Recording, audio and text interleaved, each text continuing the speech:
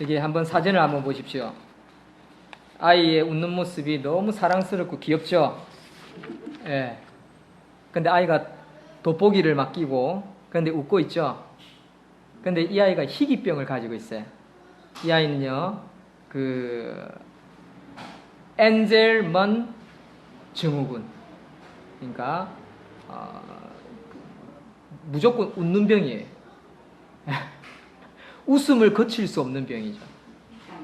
예. 그래서 웃는 거예요, 지금. 지금 병이에요, 병. 평생 웃으며 살아야 하는 희귀병이에요. 2만 명의 아이가 태어나면 1명꼴로 이런 병이 생긴대요. 근데 보기 너무 좋죠? 근데 사실은요, 부모의 마음을 애간장 태우는 그런 질병입니다. 이제 성장이 더뎌지고요. 그리고 또 여러 가지 문제점이 생기는데, 특히 간질병이 있고요. 딱히 치료 방법이 없대요. 그리고 발육이 더뎌진대요. 그러니까 지금 이 아이는 지금 24개월이 넘었어요. 근데 마치 우리 이삭이 크기만 하죠. 예, 작아요. 다른 아이들보다 작은 거죠. 그래서 부모는요, 이 아이 하나밖에 없는데, 이 엄마의 소원은 뭐냐면, 이 아이가 정말 자기가 기뻐서 웃게끔 만들어주는 게 엄마의 간절한 소망이래요. 그쵸? 그 이유가요, 염색체가 5% 정도가 없대요. 특히 아빠의 것이 없대요. 그래서 생기는 그런 병인데, 이런 별명을 행복한 꼭두각시라고 합니다. 행복한 꼭두각시. 그리고 때로는 이제 막 발작에, 경련에, 특히 뭐 출생 6개월에서 12개월 사이에 이 증후가 나타난대요. 그래서 저도 이 사진을 보면서 참 행복했어요. 기분이 참 좋았어요. 이 사진만 봐도, 그쵸? 제가 이야기할 때 이게 엔젤만 증후군이다, 희귀병이다라고 말하기 전까지는요, 기분이 참 좋았죠. 근데 그 내막을 듣고 나니까 마음이 참 이렇게 참 굳어질 겁니다. 그쵸? 근데 저는 이 아이의 표정을 보면서 목사인 저에게 행복을 주는 그런 걸 체험하면서 참 아이러니하다라는 걸 느꼈어요. 근데 목사인 저에게 우리 교회에서도 어떤 문제가 계속해서 일어나서 목사가 실없이 막 웃고 다닌다면 그만큼 실없는 목사도 없을 겁니다. 그렇죠? 어떤 문제가 있으면 고뇌하고 울 줄도 알고 주야 하고 이렇게 주를 찾는 그런 모습이 좀 필요할 겁니다. 그런데 패러독스한 것은 뭐냐면요, 오늘날 교회 성도들이 하나님을 만나고 세례를 받고 체험을 하고 복을 누리고 삶에도 불구하고 오늘 많은 성도들이 이런 기쁨을 표현하지 못하는 모습을 저는 목사로서 반대로 볼 때가 있어요. 교회 다니는데 예수를 만났다고 하는데, 하나님을 만났다고 하는데, 천국 간다고 믿는다고 하는데 늘 막 인상찌 부리고 있고 짜증내고 있고 화내고 있고 세상에 나가서 막 다른 사람들하고 똑같이 살아가는 성도들을 보면요, 오히려 제가 그런 모습을 보면 더 아이러니하고 더 저는 참 신기하다 라고 저는 생각합니다. 하나님의 은혜는요 이미 이 땅 가운데 임하였고, 하나님 우리에게 기쁨과 자유를 누리기를 하나님 원하신다는 사실을 믿으시는 저와 여러분들 되기를 소망합니다. 아멘이십니까? 아멘이십니까? 아멘. 우리 여기 차정훈 청년, 우리 새로 한번 왔는데 우리 박수 한번 쳐주십시오. 27살 우리 대경이 청년이 이제 오늘 낮에 결석을 해서 미안한지 한 명 끌고 온 것 같아요. 저는 2시부터 예배인 줄 알고 막 50분부터 나와가지고 세팅 다 하고 55분부터 서가지고 저 시기에 또 5분 빠르거든요. 그래서 이제 우리 할아버지 청년 둘 또 4명이서 기타 치고 주께 가오니 또 분위기 잡고 막 했어요. 열심히 했어요. 그럼 마이크 대고 막 내려오세요라고 옹한 가음을 주는데 내려오실 생각은 안 하는 거예요. 그래서 찬양하면서 오만 생각이 다 드는 거예요. 뭐지? 반악인가? 데몬가? 오만 생각 다 하다가 나인이가 올라가겠다고 하길래 나인아 됐다, 이유가 있겠지 하면서, 그러니까 할머니가 다쳤어요 그러는 거예요. 아, 다쳐서 늦게 내려오시는 것 같다. 근데 손 살짝 삐었을 건데 왜 안 내려오시지? 오만 생각을 다 하면서 그러면서 대경청년을 보내니까 2시 반으로 적혔어요. 그러는 거예요. 아, 제가 실수를 했습니다. 그러니까요. 우리 교회 성님들 얼마나 순종을 잘하시는지 얼마나 순종을 잘하는지 참 좋은 교회입니다. 참 좋은 교회입니다. 예, 예. 감사합니다. 마이크 소리도 안 들렸죠? 예, 그렇군요. 저기 뭔가 단추가 하나 내려져 있는가 봅니다.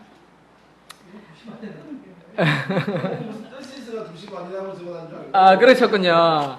그거 망미제일교회 갈 때 바꿔놓은 걸 수정을 안 됐는가 봐요. 이게 그 지난주 걸 복사해서 쓰면 좋았는데 지지난주 걸 복사해서 썼거든요. 뭐 때문에 이유가 있어가지고 그게 안 바뀌었어요. 아, 참네. 죄송합니다. 제 실수였습니다. 예. 제가 문제를 일으키고 제가 스스로 시험 받았습니다. 살아가다 보면 우리가 이런 일이 진짜 많습니다. 가정에서도 그렇고 남편으로서 아버지로서 또는 아내로서 살아다 보면 내가 문제인데 내가 문제를 일으켜 이 자식들이 이 마누라가 왜 이런 말 안 듣지 이런 생각하는 경우도 있는 것 같습니다. 어쨌든 제가 스스로 시험 받았습니다. 자, 한 가지 더 도표를 보여드릴게요. 제가 이제 웃는 표정을 보여드리는 이유는 오늘 우리 공부하는 내용과 관련해 있습니다. 얼굴 표정이 주는 메시지인데요. 이게 메라비언의 법칙이라는 것이 있습니다. 메라비언의 법칙. 미국 캘리포니아에 있는 심리학자 교수가 이렇게 실험한 결과 논문으로 발표한 건데요. 말하는 사람이 있고요. 듣는 사람이 있고요. 그리고 얼굴로 표정하는 세 사람이 있는데 이 세 사람 중에 어떤 사람이 더 큰 메시지, 더 좋은 메시지를 줄 수 있느냐라는 겁니다. 뭐 돈을 벌 때든 또는 어떤 스피치를 하든 설명을 하든 강사로서 교사로서 뭘 하든지 간에 메시지를 전달하는데 가장 좋은 요소가 뭐냐? 말, 언어냐? 아니면 목소리 크기냐? 아니면 얼굴 표정이냐? 이 세 가지 중에 제일 중요한 게 얼굴 표정이라고 합니다. 55%. 이게 메라비언의 법칙이라고 합니다. 그러니까 우리 아까 웃는 얼굴 아기의 모습을 보면서도 기분이 참 좋았지 않습니까? 그런 것처럼 우리 교회 성도들이 그 전도를 잘하고 교회가 성장하고 교회 분위기를 잡는 건요, 저와 여러분들의 표정에 달려 있는 거예요. 예를 들면 제가 여러분들의 성도님들의 얼굴을 보면요, 여러분들의 얼굴에 보면서 제 얼굴이 막 바뀌어가는 거예요. 여러분들이 웃으면 저 얼굴도 웃어지고요, 여러분들이 찡그리고 있으면 제 얼굴이 찡그려지는 거예요. 그래서 어떤 목사님은 그런 말을 하더라고요. 성도들이 100명이 있으면 설교하는데 좋은 메시지를 남기려면 30%만 보고 설교를 해야 돼요. 이게 누구의 그 표현이냐면 수영로 교회 원로 목사인 정필도 목사의 간증입니다. 그러니까 목회자들 먹고 좋은 설교자, 부흥하는 교회가 되게 하려면 성도가 100명이 있으면 100명이 다 말 듣느냐? 안 듣는데요. 3만 명이 있으면 3만 명이 말을 듣느냐? 말 안 듣는데요. 3만 명이 있으면요, 70%는요, 다 딴짓하고 있대요. 그 중에 몇 명, 내가 설교를 아무리 잘해도요, 설교 듣는 사람은 30%밖에 안 된대요. 그러면 3만 명이 있으면요, 3, 3은 9. 9천 명을 보고 내가 설교를 해야지, 말 안 듣는 2만 1,000명을 보면요, 그날 설교 죽을 선대요. 아, 저는 그 이야기를 들으면서 참 체험에서 나온 그 말이다. 아, 그걸 저는 뼈저리게 느꼈어요. 그래서 애를 많이 쓰는데 예민하면 예민할수록 이게 안 돼요. 사람이 성격이 예민하면요, 특히 관심이 있는 대상자를 딱 보잖아요. 그 한 사람 오면 그 한 사람 때문에 설교가 안 되는 거예요. 예민하면. 그것도 내려놓아야 되는 건데, 분명한 것은 뭐냐면 여러분들의 표정이 내 표정이 되고 내 표정이 여러분들의 표정이 되는 거예요. 이게 아주 중요한 겁니다. 오늘 우리 함께 볼 메시지 요거 한 장씩 가지셨죠? 오늘 2장입니다. 제자훈련 2장. 우리 교회의 목적 진술. 이거 뒤에 있습니다. 대경천에 우리 좀 한번 챙겨주세요. 우리 지난주 1장 했죠? 우리의 구원, 목적이 이끄는 교회와 가정 1장을 했는데 1장을 숙제를 해오신 분들 제가 딱 모아서 상을 딱 드릴 겁니다. 예? 모아서 제가 상을 드릴 건데, 일단 해오신 분들, 우리 김경희 집사님 해오셨는데 맨날 사무실에 꽂아 두지 마시고 빨리 가져오세요. 저한테 내려있잖아요. 요 숙제. 난 주세요. 그냥 한글로 치겠습니다. 이제 하신 분들, 제가 성함을 쓰신 분도 있고 안 쓰신 분도 있는데, 네, 너무 열심히 잘하셨어요. 이름을 누가 한 분 안 쓰셨어요? 이름 쓰셔야 됩니다. 우리 박창규 어르신 뒤에 서약서까지 우리 잘 하셨어요. 이거 성경을 이렇게 쓰시면요, 또 공부도 되고요. 이정희 어르신도 하셨고요. 우리 서명 집사님도 하셨고요. 김미선 집사님도 하셨고요. 김예인 집사님 하셨고, 우리 개경 청년은 저 뒤에 맨 뒷자리에 놔두고 갔더라고요.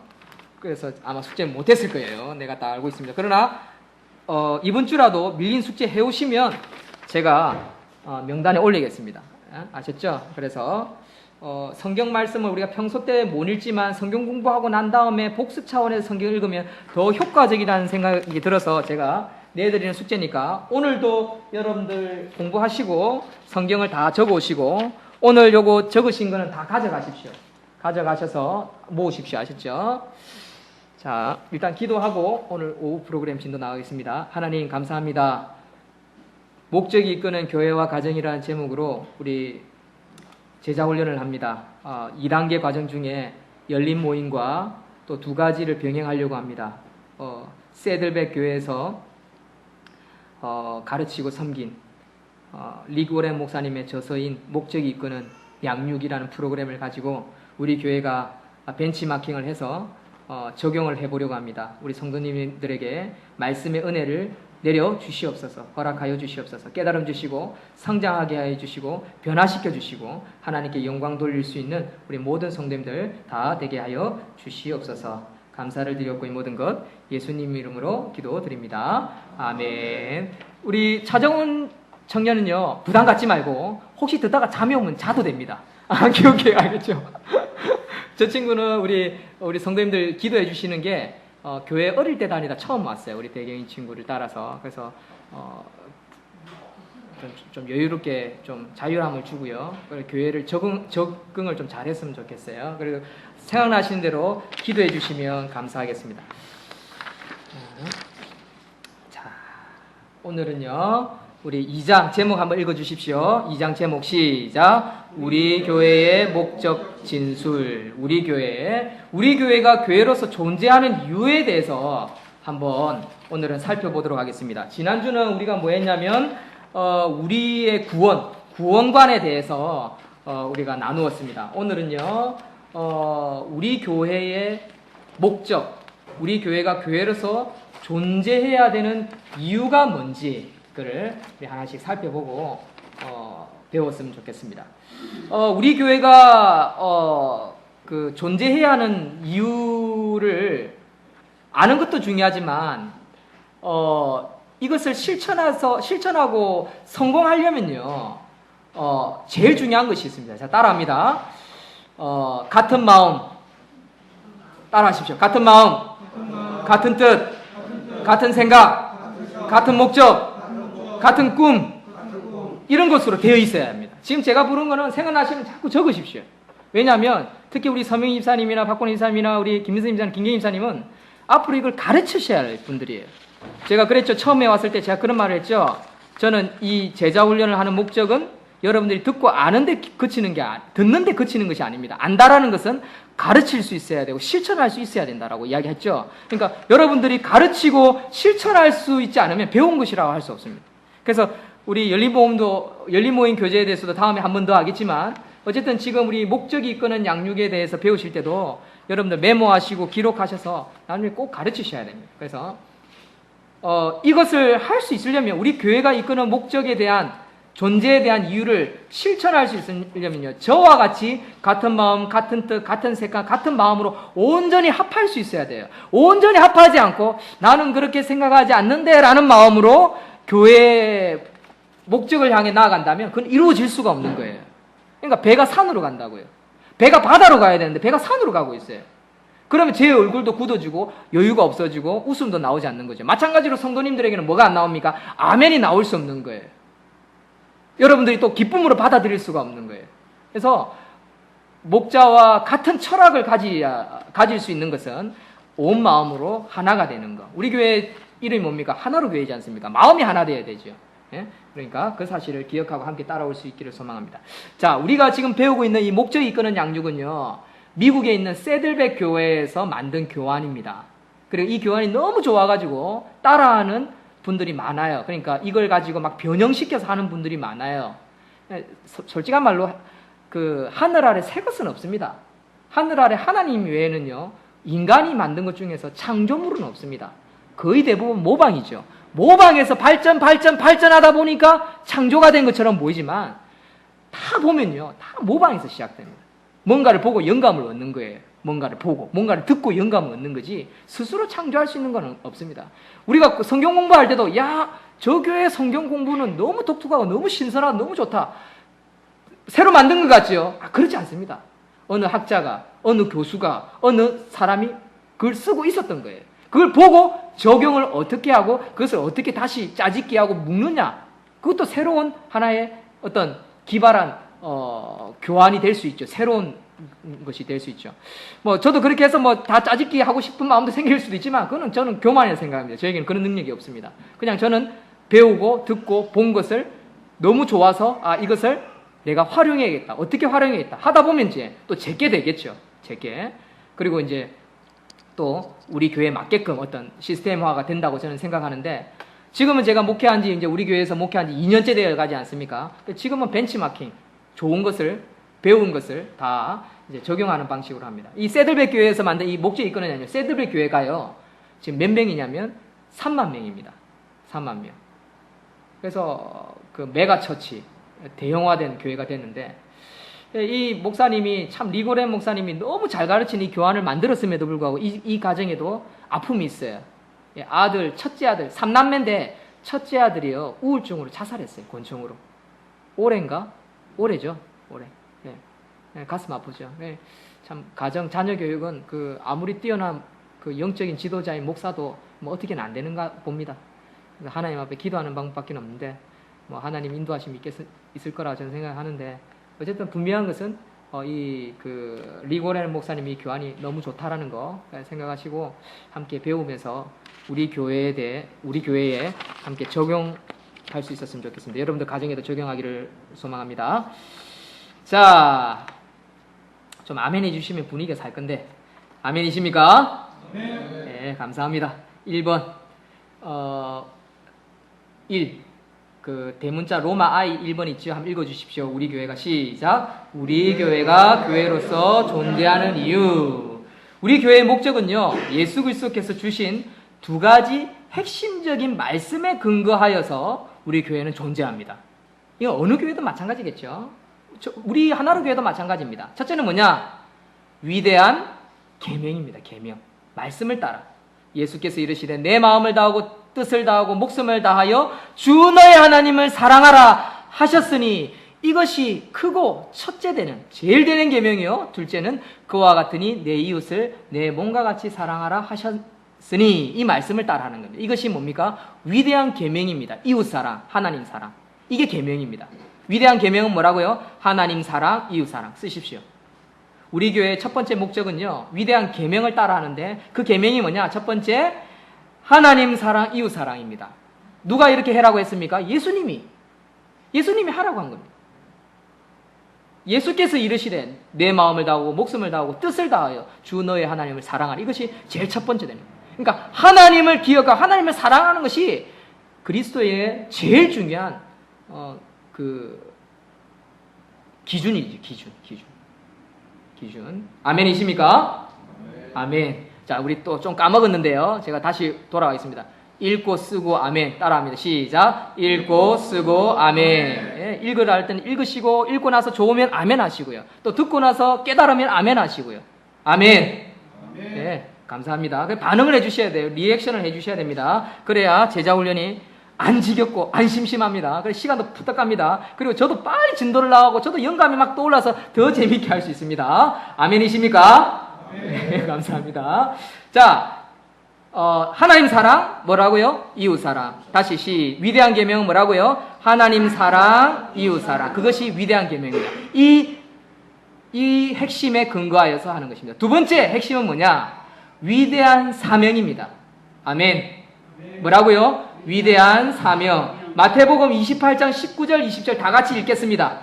시작. 그러므로 너희는 가서 모든 민족을 제자로 삼아 아버지와 아들과 성령의 이름으로 세례를 베풀고 내가 너희에게 분부한 모든 것을 가르쳐 지키게 하라. 볼지어다 내가 세상 끝날까지 너희와 항상 함께 있으리라 하시니라. 아멘. 아멘.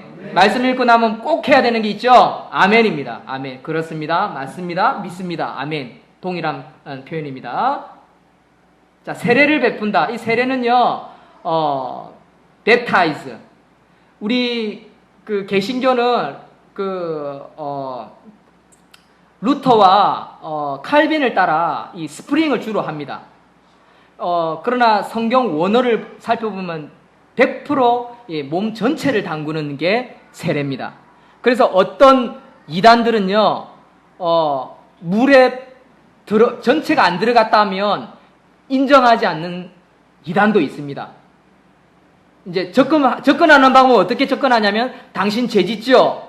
그리스도인 맞습니까? 당신 그리스도인이 아닙니다. 이렇게 정죄를 하고 시작합니다. 이단들은.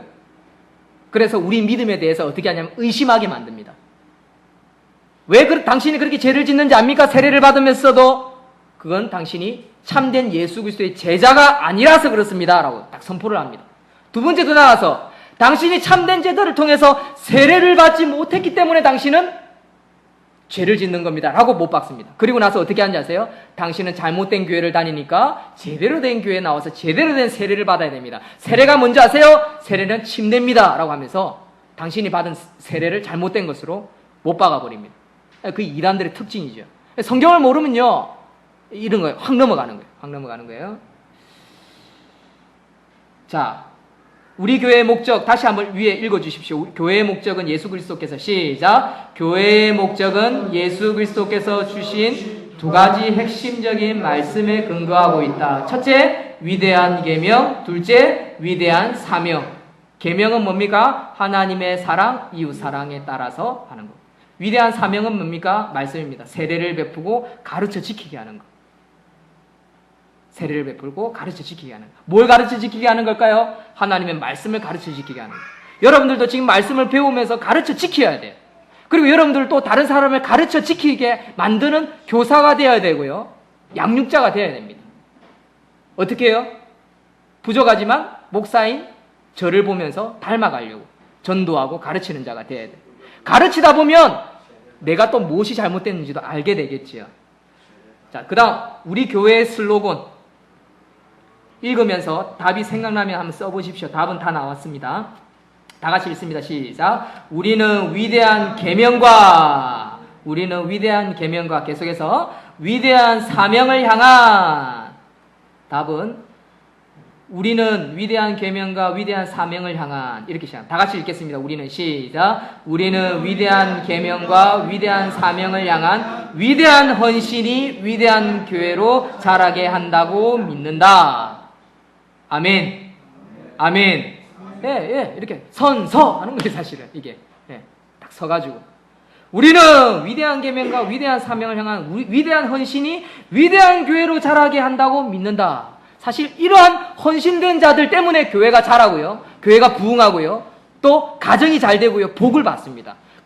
또 그런 분들의 삶을 보면요, 아름답지요. 멋있지요. 닮고 싶지요. 그런 가정이 다 되기를 주의 이름을 축원드립니다. 여러분들의 가정, 우리의 가정이 그렇게 돼야 되는 거예요.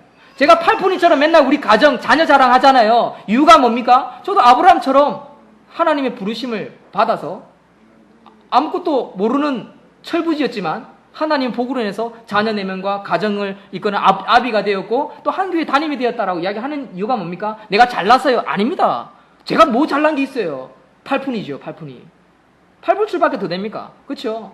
그런데도 그렇게 제가 남의 교회 가서도 뭐 그런 자랑을 하는 이유가 뭡니까? 하나님이 복을 주셨다는 걸 표현하려고 하는 겁니다. 뭐가 이유가 있겠습니까? 쪽팔리죠, 솔직히. 예? 부모 돌아가신 거, 뭐 잘났다고 그런 거 이야기해요. 내 키 작은 거, 뭐 잘났다고 이야기해요. 내 가발 쓰고 다니는 거, 뭘 잘났다고 제가 뭐 떠벌리고 다녀요. 쪽팔리는 거죠. 그렇죠? 저 교회 와서 딱 엎드리면요. 아이고, 내가 또 망미제일교회 가서 또 쓸데없는 소리 참 많이 했네. 진짜 사실 후회 많이 합니다, 저는. 그게 일주일 동안 제 내리를 계속 스쳐가요. 아마 성도님들도 그래 생각할 건데 이런 생각해요. 우리 성도님들이 얼마나 부끄러워할까? 그런 생각도 해요. 그러나 목적은 뭡니까? 하나님이 하셨습니다. 하나님 우리 가정에 복을 주셨습니다. 여러분들의 가정도 여러분들도 이 성경 공부를 해서 그렇게 표현하고 알릴 수 있는 사람이 되어야 한다는 거죠. 우리 이대경 청년이 이제 우리 찾아온 친구를 전도를 했지만 앞으로 가정을 이루고 자녀를 낳고 또 저보다 더 좋은 가정을 이루어서 자랑할 수 있는 사람이 되어야죠. 가르치는 사람. 요 정도는 이제 3단계는 우리 이대경 청년이 나중에 자기 후배들을 모아놓고 또 아이 청소년들을 모아놓고 가르칠 수 있는 교사가 되어야 되죠. 다른 거 가르칠 필요 없어요. 뭐 교단 공과 그것도 중요하지만 목사를 통해서 배운 걸 그대로 전수하는 게 필요하다고. 제가 그런 말도 했죠. 교육은 뭐라고요? 단순 반복이다. 단순 반복. 단순 반복. 반복하는 걸 두려워하지 마라. 반복을 얼마나 잘하는지 알아? 진짜 영성이 있다. 그건 누가 한 말이에요? 조용기 목사님 한 말이에요. 조용기 목사님. 아멘이십니까? 좀 아멘 좀 해주시면 좋은데. 자, 다음. 우리 교회의 목적 진술 보겠습니다. 우리 교회의 목적 진술. 다 같이 읽겠습니다. 시작. 사람들을 그리스도께로 인도하여 그분 가족의 한 지체가 되게 하고, 지체. 사람들을 그리스도께로 인도하고요. 그분의 가족의 한 지체. 이제 우리 차정훈 형제가 이제 우리 교회의 지체가 돼야 되죠. 걱정되고, 근심되고, 도와주고 싶고, 잘 되었으면 하고, 잘 되면 너무 기뻐하고, 그런 거. 응? 그런 거 있잖아요. 우리 이대경 청년이 서울에서 내려와가지고 제가 처음에 얼마나 걱정했는데 문제가 빵 터져가지고 이거 검사가 2년 형고 내린다라고 했을 때만 제가 막 긴장했습니다. 자기도 긴장했겠죠. 하나님께서 은혜를 베푸셔서 탁 해결하시니까 얼마나 기분 좋습니까? 하나님 복을 내리시는 거예요. 누구를 통해서요? 지체인 우리를 통해서, 저를 통해서. 지체인. 그러니까 섬김이라는 거죠. 계속 읽겠습니다. 시작. 그리스도를 본받아 성품이 성숙하게 되며, 그리스도를 본받아 성품이 성숙하게. 이게 목적입니다. 목적. 교회 안에서 각자의 사역을 감당하도록 준비시키고, 세상 속에서 각자의 인생 사명을 이루게 하면서, 여러분들의 인생에 사명이 있습니다. 아멘이십니까? 여러분들 그걸 깨달아야 돼요. 예를 들면 가깝게는 뭡니까? 이 개척교회, 하나로 교회, 조그만한 교회, 별 볼 일 없는 교회, 너 가서 섬겨라. 그것도 하나의 사명이죠. 그렇죠? 제 같은 경우는 이걸 사명이라고 확신을 가집니다. 이 교회를 부흥시키고 크게 성장시킬 수 있을지 없을지 그거는 전 모르겠습니다. 저는 솔직히 자신이 없습니다. 그러나 이곳에서 살면서 성도를 위해서 기도하고 네가 해야 할 역할들이 있다. 예. 그래서 제가 사명인 줄 믿습니다. 부여잡는 거죠. 마지막으로 하나님의 이름을 찬미하는 것. 찬양하고 높여드리고 부르짖고. 자, 우리 교회의 목적과 진술 다 같이 한번 읽습니다. 읽고 나서 뭐 한다고요? 아멘. 그렇죠. 자, 시작. 사람들을 그리스도께로 인도하여 그분 가족의 한 지체가 되게 하고 그리스도를 본받아 성품이 성숙하게 되며 교회 안에서 각자의 사역을 감당하도록 준비시키고 세상 속에서 각자의 인생 사명을 이루게 하면서 하나님의 이름을 찬미하는 것. 그러면 여러분들의 가정과 우리 교회가 함께 복을 받으면서 함께 성장하는 거예요. 아멘이십니까? 자, 두 번째. 우리 교회를 향한 하나님의 목적. 다 같이 읽습니다. 제목 시작. 우리 교회를 향한 하나님의 목적. 이건 같은 말로 이꼴 무슨 뜻이냐면요. 교회가 주는 5가지 유익과 똑같은 내용입니다. 뭐라고요? 교회가 주는 5가지 유익. 이 교회를 통해서, 교회의 목적은 바로 교회를 통해서 주는 5가지 유익이 있다는 겁니다. 첫 번째. 읽습니다. 시작. 교회는 당신의 삶이 하나님께 집중되도록 돕습니다. 하나님께 집중되도록. 설교, 교제, 기도, 찬양, 전도, 성경 통도, 봉사, 이게 다 뭡니까? 하나님께 집중되도록 하는 겁니다. 하나님께로 집중되도록. 그 과정입니다. 여러분, 헌금 드리는 거 쉽지 않죠? 그런데 헌금 드리는 사람들 보십시오. 100%가요. 보물이 있는 곳에 네 마음이 있다. 성경에 예수님이 그렇게 말씀하셨거든요. 물질을 드리는 사람들은 보면요. 그 마음이 이미 하나님께 향해 있는 게, 집중되어 있는 게 딱 보입니다. 다르다고요. 삶이 다르다고요. 하나님께 집중할 때요. 우리는 하나님이 아닌 헛된 것, 허망한 것, 잘못된 것, 죄악된 걸 버릴 수가 있는 거예요. 따라합니다. 나는 하나님의 즐거움을 위해 계획되었습니다. 아멘. 이게 창조의 목적이죠. 하나님이 우리를 구원하시고 창조시킨 목적은 하나님이 자신의 즐거움을 위해서 우리를 만드셨어요. 그리고 우리를 부르신 거예요. 두 번째, 성경은 이것을 예배라고 불러요. 예배라고. 이 예배를 통해서 우리를 못하게 합니까? 하나님께 집중되도록 하는 거예요. 예배. 그래서 항상 제가 우리 성도님들에게 주보 천면에 넣어놓고 이런 말을 하지요. 기도를 시작할 때 오직 예수, 오직 천국, 오직 예배를 드리는 교회 성도되게 해주십시오 라고 이렇게 이야기를 하면서 쓰라고 말씀드리죠. 이건 너무너무 중요한 겁니다. 이거는요, 각인되어야 되고 세뇌되어야 됩니다. 오직 예수, 오직 천국, 오직 예배. 자, 따라합니다. 오직 예수, 오직 천국, 오직 예배. 너무너무 중요한 것입니다. 집중이 된다. 집중. 하나님께 집중된다고. 고린도후서 5장 17, 14절 하나만 찾아 읽겠습니다. 고린도후서 5장 14절. 신약성경 빨간 거 고린도후서 5장 14절 찾아 읽겠습니다. 찾으셨습니까? 신약성경 300 고린도후서 5장 14절 찾으셨죠?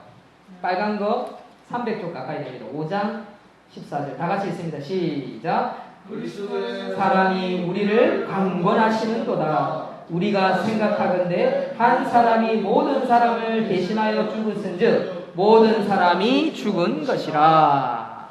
아멘. 읽고 쓰고 아멘. 무조건 성경 읽으시면 아멘 하시면 됩니다. 그리스도의 사랑이 우리를 지배하고 있다는 뜻이죠. 이 고린도후서 5장 14절은요. 그리스도의 사랑이 우리를 지배하고 있다라는 거죠. 그 외에도 사도행전 2장 14절, 빌립보서 4장 찾아서 써오십시오. 다 써오셔야 됩니다. 2번 제가 읽어드리겠습니다. 답을. 교회는 당신이 다른 성도들과 하나 되도록 돕습니다. 중요한 겁니다.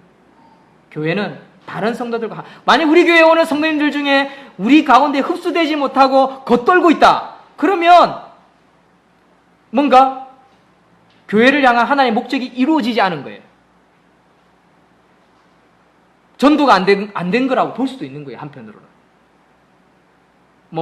그게 구원과는 별개지만 어쨌든 교회를 통해서 얻을 수 있는 유익은 뭐냐?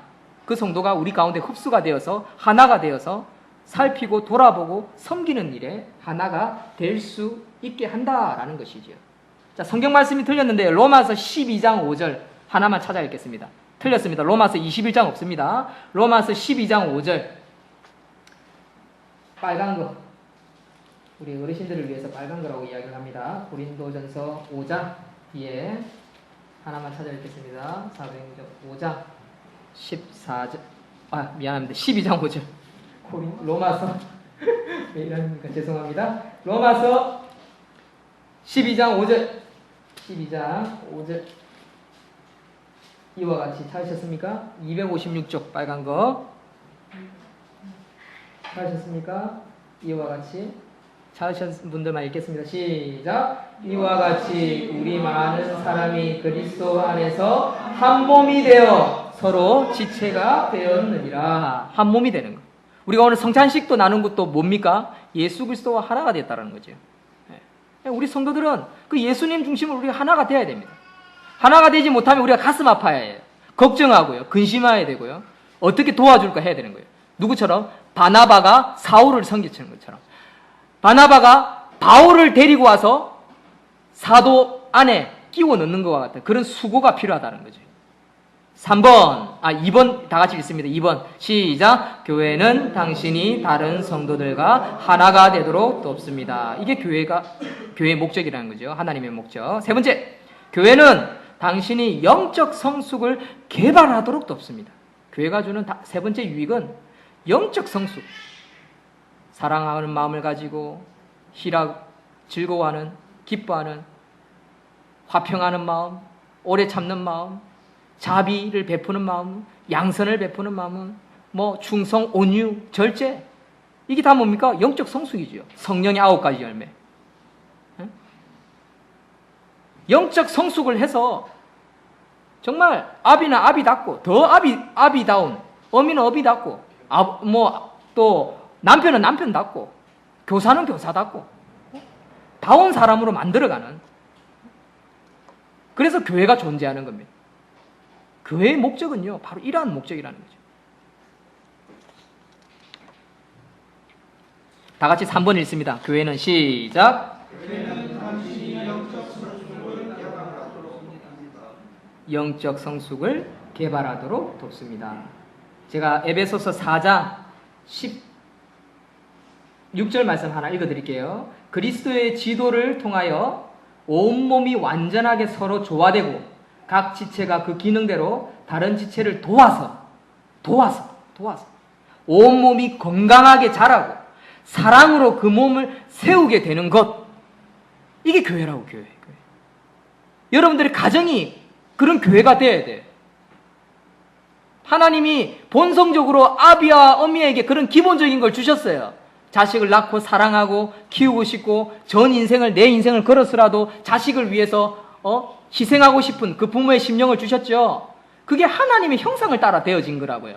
이제는 더 나아가서 교회 안에서 이웃을 향해서 그런 마음을 가져라라는 거지요.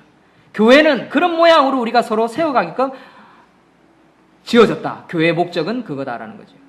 자, 4번째 읽습니다. 교회는 당신이, 시작. 교회는 당신이 가진 것으로 보답하며 기여하는 삶을 살도록 돕습니다. 아멘. 아멘. 여러분들이 잘 되어지고 돈을 벌고 그래 되면요, 가진 것을 가지고 보답하며 사회에, 이웃에게 기여하는 삶을 살아라고 교회는 가르치는 거죠. 또 성도들이 그렇게 본을 보여줘야 되는 겁니다. 이게 교회가 주는 5가지 유익 중에 4번째입니다. 5번째 있습니다. 시작. 교회는 당신이 하나님의 메시지를 말하도록 돕습니다. 때를 얻든지 못 얻든지 말씀을 증거하라고 말씀하시지요. 그러니까 우리는 계속해서 가르쳐야 됩니다. 여기 있는 성경 구절 다 찾아서 적어서 오십시오. 알겠죠? 다른 종이에 적어 오셔도 괜찮습니다. 중요한 것은 여기에 답에 대한 메시지, 성경 말씀을 찾아 읽어오는 게 중요하기 때문에. 자, 3번째. 우리 교회가, 시작. 우리 교회가 지속적으로 성장해야 하는 이유는 무엇입니까? 교회가 계속해서 성장해야 합니다. 교회가 성장한다는 것은 2가지가 있습니다. 수적인 성장과 영적으로, 질적으로 성장하는 2가지의 부분이 있습니다. 수적인, 눈에 보이는 성장과 눈에 보이지 않는 성장. 저는 우리 성도님들에게 강조하고 싶은 것은 2가지다 합니다. 눈에 보이는 것과 눈에 보이지 않는 것. 수적인 성장과 또 영적인 성장. 그러나 오늘날 많은 교회가 쇠퇴하고 줄어들고 교회가 세상 사람들에게 밟히고 짤맛을 잃고 버려짐이 된 것은, 빛을 잃게 된 이유는 뭐냐면 보이지 않는 것이 성장하지 않았기 때문이라고 할 수 있습니다. 그렇기 때문에 우리는요, 사실 우리 교회가 우리나라의 기독교가 들어온 지 한 150년이 되는데 부흥 세대를 끝나서 이제 쇠퇴의 길을 들었잖아요. 이런 가운데 우리는 교회에 새로운 그 생각, 전환점이 필요한 시대입니다. 무슨 말이냐?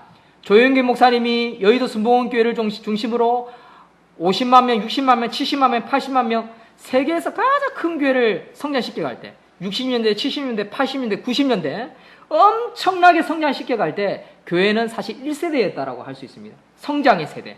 그러나 2000년대, 2005년 이후로는 교회가 계속해서 내리막길을 걷고 있습니다. 지금은 기독교 숫자가요 550만 명이라고 합니다. 550만 명.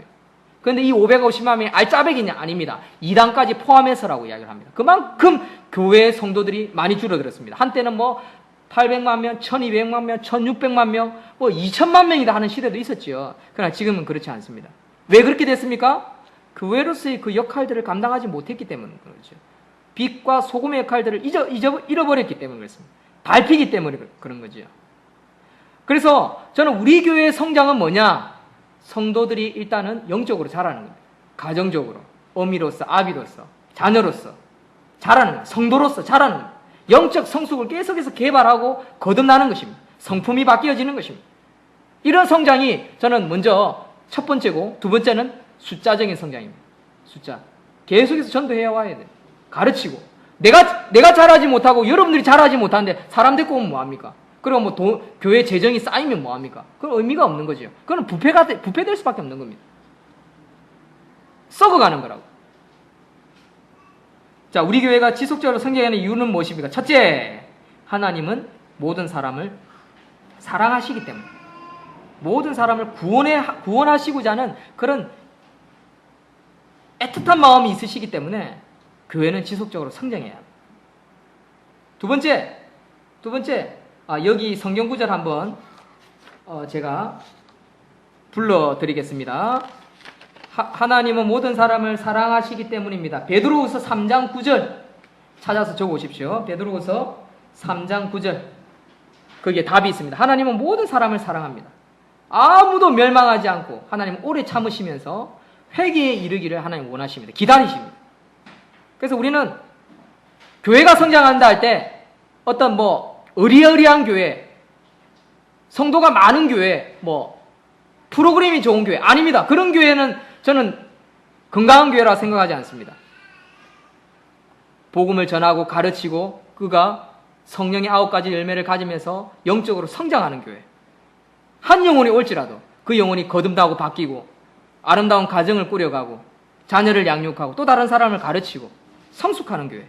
그게 교회의 본질이라는 것이죠. 그 본질 가운데에 하나님의 사랑을 알아서 그가 회개하고 구원에 이르러 또한 다른 사람에게 빛으로 소금으로 역할들을 감당해 나가는 것. 두 번째, 하나님은 우리가 불신자들에게 나아가기를 명령하시기 때문입니다. 하나님은 우리 보고 믿지 않는 자들에게 나아가라고 명령하고 계십니다. 명령입니다. 명령. 자, 1번, 2번 같이 읽습니다. 1번, 2번. 하나님은 시작. 하나님은 모든 사람을 사랑하시기 때문입니다. 2번. 하나님은 우리가 불신자들에게 나아가기를 명령하셨기 때문입니다. 우리 교회가 성장해야 되는 이유는 바로 두 가지입니다. 이것도 성경을 적어 오십시오. 누가복음 14장 23절. 주인이 종에게 이르되 길과 산 울타리로 나아가서 사람을 강권하여 데려다가 내 집을 채우라 라고 말씀하십니다. 누가복음 14장 23절 적어 오십시오. 세 번째, 교회의 성장은요 하나님의 뜻입니다.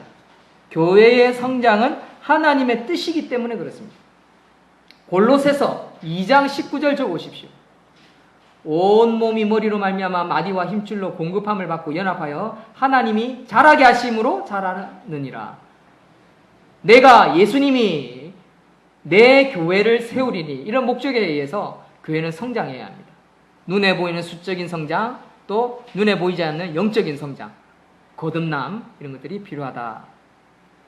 자, 크게 네 번째, 우리 교회의 신앙 고백, 우리가 믿는 건 뭐냐? 교회 나와서 도대체 뭘 믿느냐? 신앙 고백이 뭐냐? 첫 번째, 신앙의 본질적 요소들에 대해서 우리는 통일성을 유지해야 한다는 거죠. 통일성입니다. 통일성. 에베소서 4장 4절 6절 말씀 한번 찾아서 읽겠습니다. 신약 성경 4장 4절에서 6절. 이건 찾습니다. 여러분들 성경 찾으십시오. 지금 찾아서 한번 읽겠습니다. 신앙의 본질적 요소들에 대해서 우리는 통일성을 유지해야 합니다.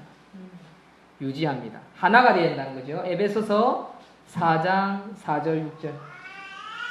찾으셨습니까? 신약성경 313쪽 4절에서 6절. 시작. 몸이 하나요 성령도 한 분이시니 이와 같이 너희가 부르심의 한 소망 안에서 부르심을 받았느니라. 주도 한 분이시요 믿음도 하나요 세례도 하나요 하나님도 한 분이시니 곧 만유의 아버지시라. 만유 위에 계시고 만유를 통일하시고 만유 가운데 계시도다. 아멘. 감사합니다. 그렇습니다. 잘하셨습니다. 아멘. 하나가 되어야 된다. 하나님을 중심으로, 예수님을 중심으로, 성령님을 중심으로 하나가 되어야 된다. 이 삼위일체, 삼 위의 하나님도 하나가 되셨죠. 일체시죠. 그러니까 우리도 하나가 되어야 된다. 두 번째, 우리가 믿는 거 뭐냐? 두 번째, 신앙의 비본질적인 요소들에 대해서는 우리는 믿음 안에서 자유합니다. 자유할 수 있어야 돼요. 자유. 본질이 아니다. 비본질적인 거다. 그것 때문에 막 싸우고 분노하고 싸울 필요는 없어요. 그런데 목회자로서 여러분들에게 하나 더 권면해드리고 싶은 건 있습니다. 이거는 목회자로서 제가 권면하는 거지, 뭐냐면 교회 안에서요, 혹시나 본질적인 문제에 대해서도 교회 안에서, 우리 하나로 교회 안에서 말하는 겁니다. 본질적인 문제에 대해서도 문제가 생기면요, 일단은 다투는데 앞장서지는 마십시오. 문제시하지 말라는 말이 아닙니다. 문제시하되 그걸로 다투는 목적으로 그것을 제한하거나 분파를 만들고 갈등을 일으키면요, 누가 제일 좋아하냐? 마귀가 제일 좋아합니다. 귀신이. 가정도 그렇습니다. 가정도. 본질은 뭡니까? 내 남편이 믿느냐 안 믿느냐, 이 본질이지 않습니까? 왜 교회에 안 나오냐? 싸워야 되잖아요. 열받는 문제잖아요. 그러나 다퉈봐야 누가 좋아한다고요? 마귀가 좋아하는 거예요. 가정에서. 인내하고 기다리고 가르치고 보여주고 섬기고 고쳐나가고. 잘못된 것은 말하지 말라는 뜻이 아닙니다. 말을 해야 합니다. 지시해야 됩니다. 이건 틀린 게 아닙니까? 말을 해야 됩니다. 당연히 말. 그러나 틀렸습니다. 나 이런 데서는 이런 꼬라지 못 봅니다. 이런 게 틀렸다는 거예요. 누가 좋아하는 거야? 마귀가 좋아하는 거예요.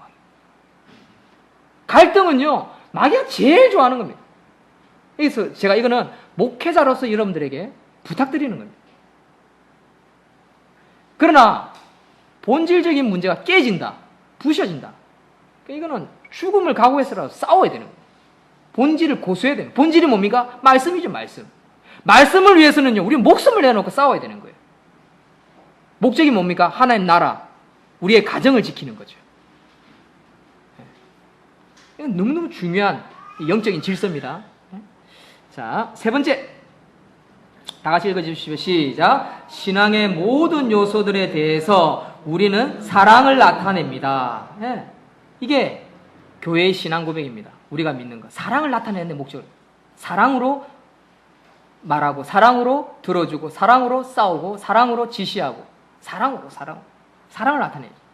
고린도전서 13장 2절의 말씀처럼. 내가 예언하는 능력이 있어 모든 비밀과 모든 지식을 알고 또 산을 옮길 만한 모든 믿음이 있을지라도 사랑이 없으면 내가 아무것도 아니요. 사랑이 없으면 아무것도 안 되는 거예요. 교회 안에는 뭐가 넘쳐야 된다고요? 사랑, 이해, 사랑이 넘쳐요. 자, 그렇다면 우리가 믿는 믿음의 본질적인 요소가 뭐냐? 7가지 불러드리겠습니다.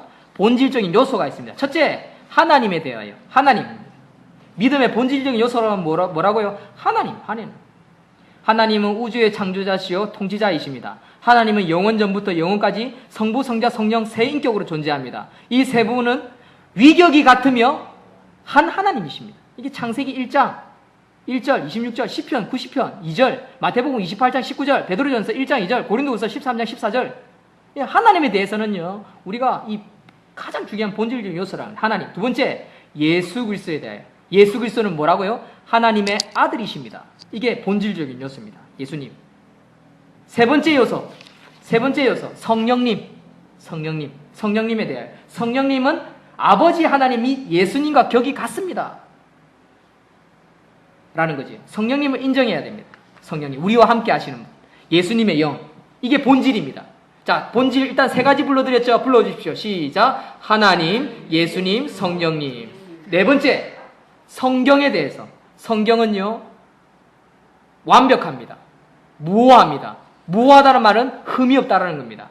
1.1획도. 그래서 우리는 말씀을 풀 때 말씀을 가지고 말씀을 풀어야 됩니다.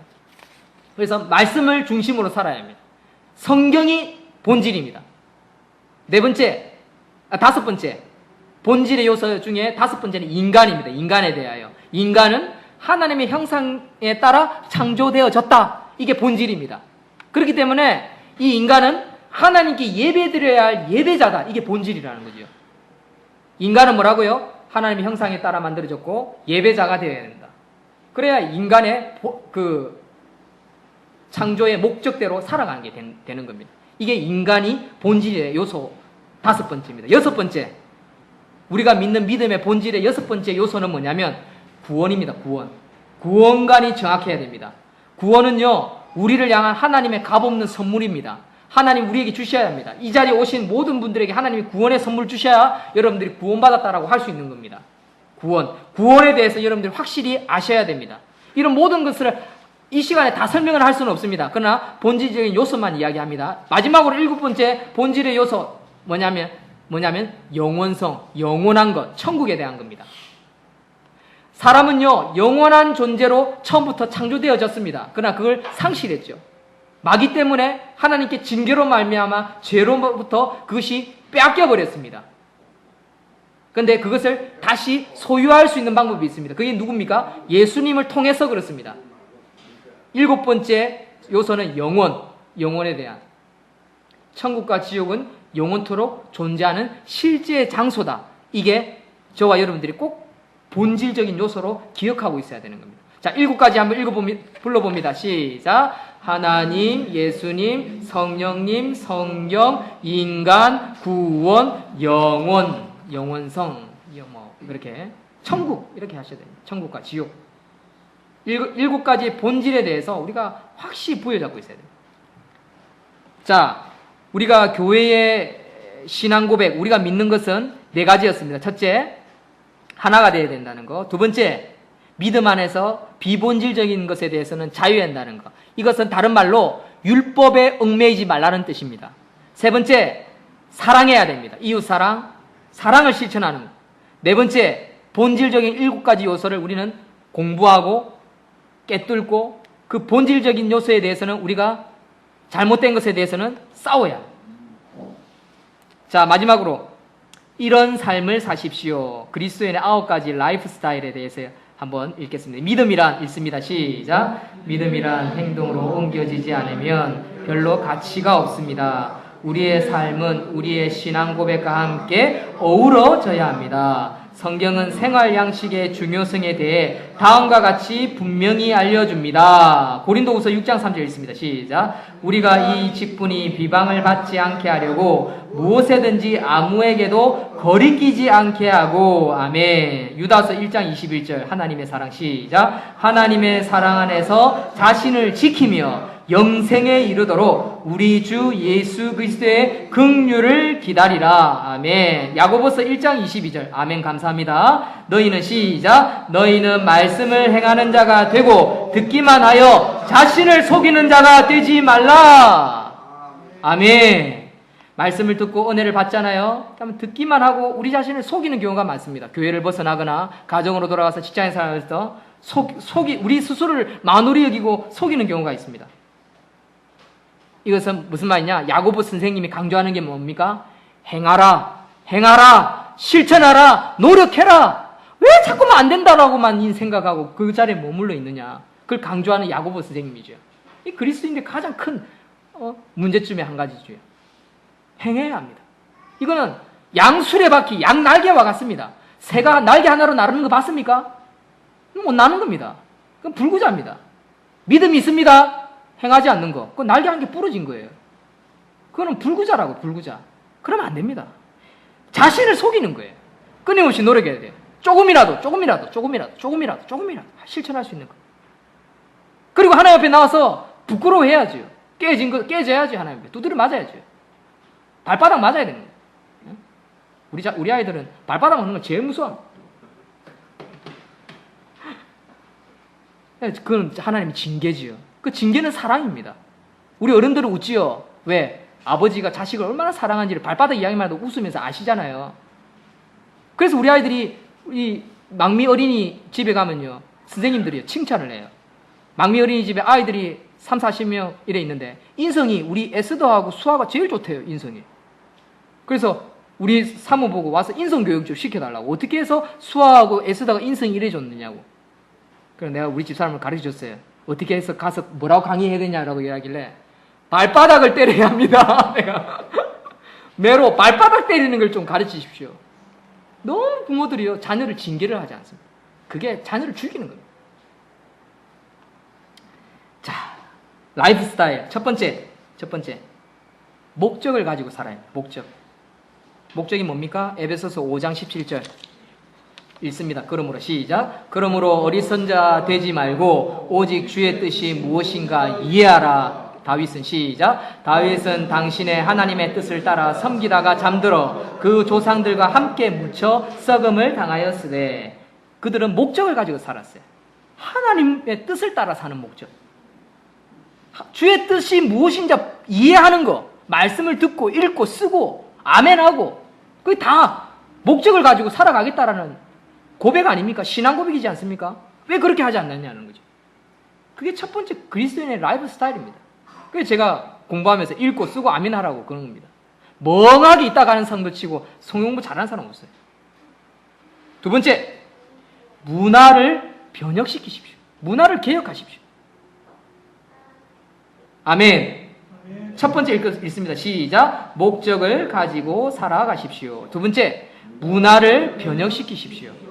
잘못된 문화를 보면 고쳐가야지요. 고쳐가야지요.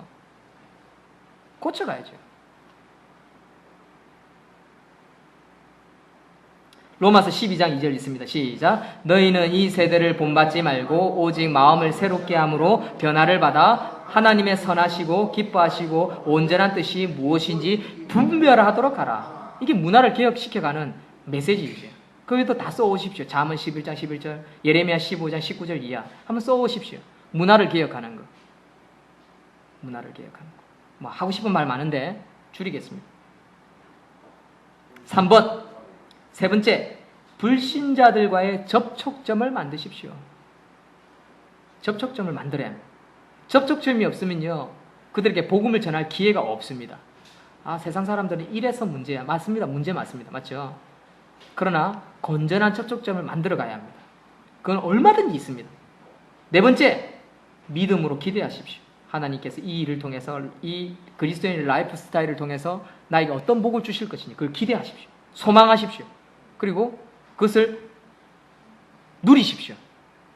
믿음으로 기대하는 겁니다. 네 번째. 세 번째, 네 번째 읽습니다. 시작. 불신자들과 접촉점을 만드십시오. 네 번째, 믿음으로 기대하십시오. 다섯 번째, 소그룹 교제를 나누십시오. 다섯 번째, 소그룹 교제.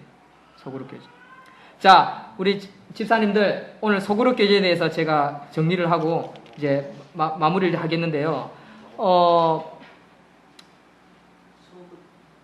우리 소그룹 지금 그 그룹을 형성할 수 있습니다. 지금 이제 우리 집사님들 그 밴드에도 올렸지만 우리 몇몇 분하고 소그룹 모임을 하겠습니다. 소그룹 모임은요 3단계 교제인 칼로 하겠습니다. 사랑의 교회 제자훈련반 교환으로 제가 인도하고 하겠습니다. 우리 박봉리 집사님하고 한 몇 주 했죠. 3주 정도. 주로는 한 5주 정도 했을 겁니다. 어쨌든 그걸 가지고 제가 함께 공부하고 이렇게 했으면 좋겠는데 그렇게 소그룹을 통해서 우리가 함께 은혜를 누렸으면 좋겠습니다. 소그룹 교제. 자, 이번 2013년 2학기 때부터는 가지겠습니다. 장소는 제가 아직 허락을 못 받았는데 어쨌든 개인적으로 부탁을 드려서 그 장소에서 하면 좋겠다 싶습니다. 어쨌든 소그룹 교제를 나누는 거 우리 만들어 가겠습니다. 소그룹은 많이 만들수록 좋습니다.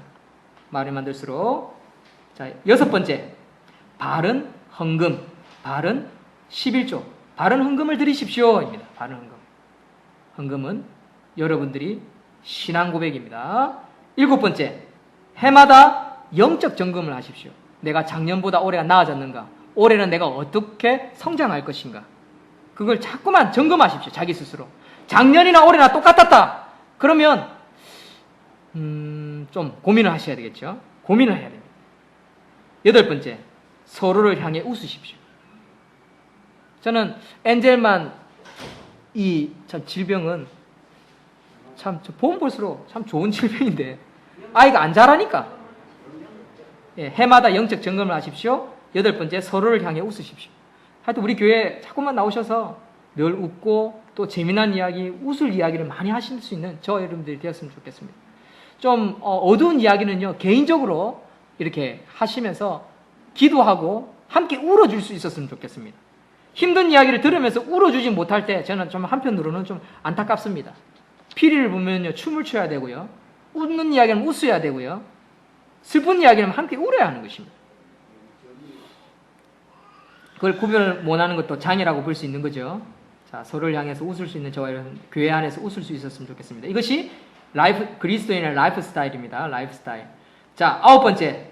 사역하는 지체로 헌신하십시오. 어떤 모양으로든. 내가 할 수 있는 거 여러 가지 줄 수 있습니다. 전도 또는 성경 읽기, 청소. 이것도 성장하는 방법 중에 한 가지입니다. 찾으십시오. 뭘 해야 할까요? 물으십시오. 그러면 여러분들이 헌신하고 섬기고 싶은 부분들을 찾게 될 것입니다. 그래서 함께 교회를 향한 하나님의 목적대로 만들어가는 저와 여러분들이 되기를 소망합니다. 아멘. 아멘. 기도하겠습니다. 하나님, 감사합니다. 오후에